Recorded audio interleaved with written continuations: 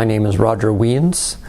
I am the Principal Investigator of the SuperCam instrument on the Perseverance rover on Mars, and also a professor in the Earth Atmospheric and Planetary Sciences at Purdue University. On Earth, dust devils are small, relatively small whirling masses of air. They can be up to, say, 100 feet in diameter, but generally they're fairly small. And they generally don't damage anything because the wind is just a few miles an hour. And so we get these swirling masses of rising air, especially in the US, in the desert Southwest, and they happen on Mars. Now, Mars has an atmosphere that is only 1% as thick as the Earth's. So you would think that maybe dust devils wouldn't work there. But amazingly, there is some very fine dust, and it is able to be lofted into the air on Mars. And the dust devils on Mars can even be bigger or longer lasting or taller than they are on Earth.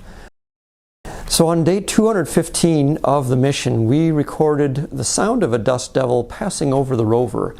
And you can imagine that as a dust devil would approach, you would hear some wind, and then it gets to be a strong gust of wind as this wall of the dust devil comes over, then a quiet period in the middle, and then we have the wind on the other side going the other direction.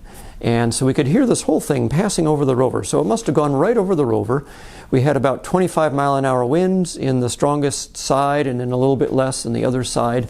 And we could even hear the sound of dust grains hitting the rover, maybe even up at the eye level where the microphone is.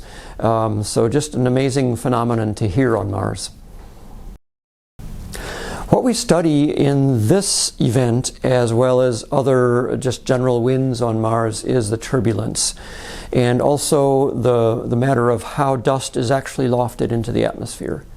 In terms of turbulence, there is a lot of it on Mars because the surface is heated by the sun, but we have a thin atmosphere, so that heat has a hard time dissipating into the atmosphere as a whole.